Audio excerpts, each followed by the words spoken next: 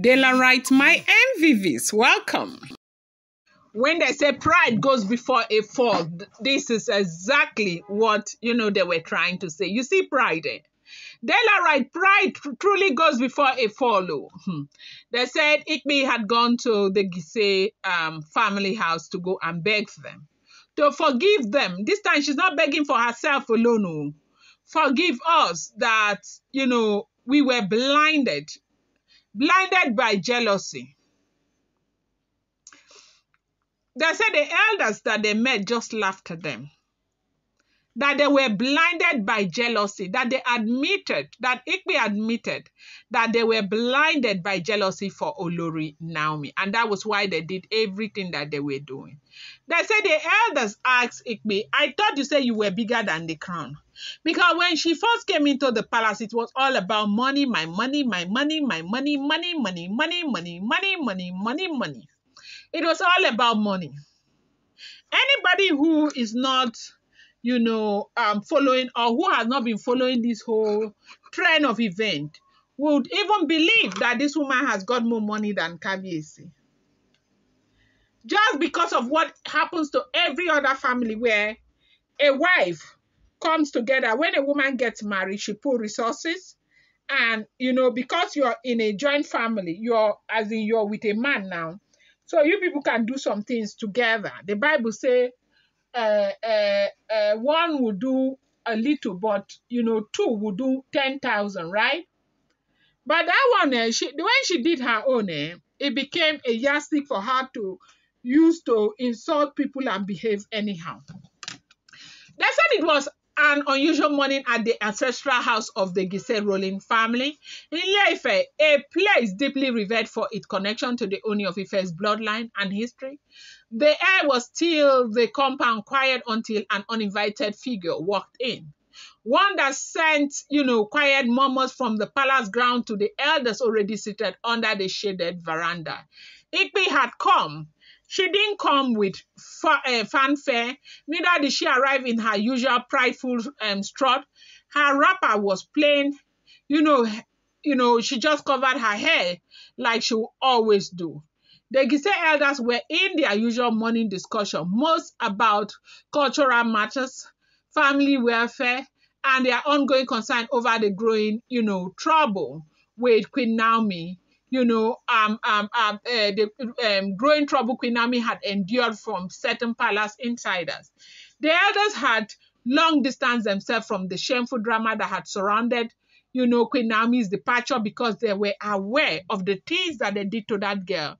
And they know that it wasn't fair it was not fair. But everyone knew they had the key to helping the Ooni of Ife make decisions that truly honored the ancestral tradition.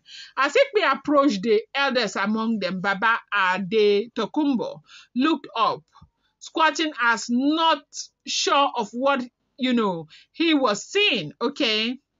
It was Ikpe kneeling down there quietly. It was Ikpe. Yes, it was Ikpe. When Ikpe got to them, she, went down flat on the floor, prostrating in a, full-bodied gesture of submission. For someone who had, boldly declared that nobody from Gise could command her loyalty, this was a thunderbolt. Forgive us, she said quietly at first. We were blind. The word rolled out of her mouth slowly like stones from a hill. The silence that followed was piercing. Then she continued.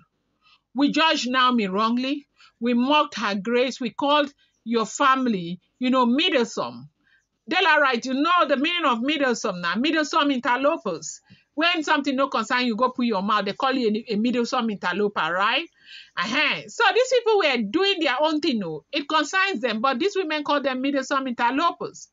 We didn't understand the depth of what she carried. Please, elders of Gise, forgive us. Forgive me.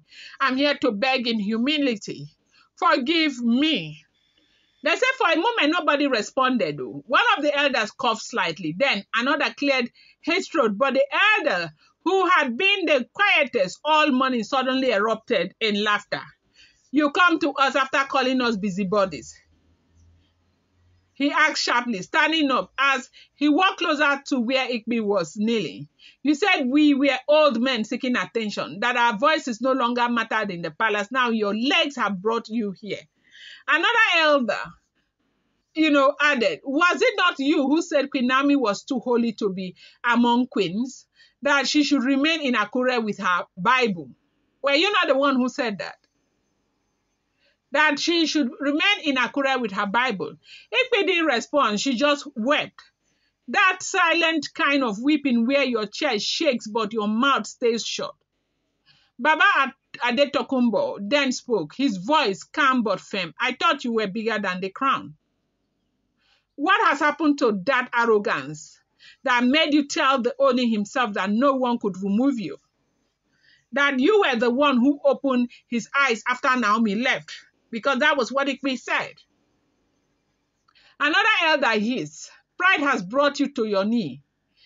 Still, Ikpi remained on the ground. You caused division in the palace.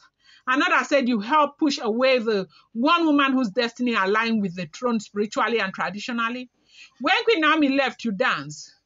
You said it was a new season, and now look, what exactly do you want from us now? Baba Adetokunbo asked Ikpi coldly. Ikpi tried to explain. She said she wanted peace, that the palace was no longer peaceful, that since Queen Naomi left, things had become spiritually dry. Yes, she knows that, yes, her reinstatement has brought a lot of, great things, such that their eyes are open right now for the fact that they are working, in oneness, like they want the growth of the throne. That is why they have all come together, realizing where they have erred, they are begging for forgiveness. That elders should not just abandon them like that. Elders should please speak to the Oni of Ife. That they are begging and begging that please. Oni of Ife, that if the elders should talk to the Oni of Ife, that Oni of Ife would forgive them. That the reason why Oni of Ife is still insisting on immunity removal is because elders have, distanced themselves from everything. That she's coming back. She has come down to them with humility, or in humility, that please, that they have daughters like them. That what kind of disgrace will this be? That they should not sit down quietly and allow this happen. That yes, they do know that they have erred, but they will not go that trajectory again. They said Ikpi was begging and crying, and elders asked Ikpi to carry her load and leave. That they don't want to hear anything. That at the end of the day, it's Kabiyesi's decision. That Ikpi, she knows that if Kabiyesi makes a decision, they are in no place to change the decision. So what is Ikpi trying to do? And act as if she does not know how the palace works. This was how Ikpi cried and left. I'm going to bring you more update. Do not forget that these are all alleged, rumored, unverified information making the rounds on social media and should not be seen as fact.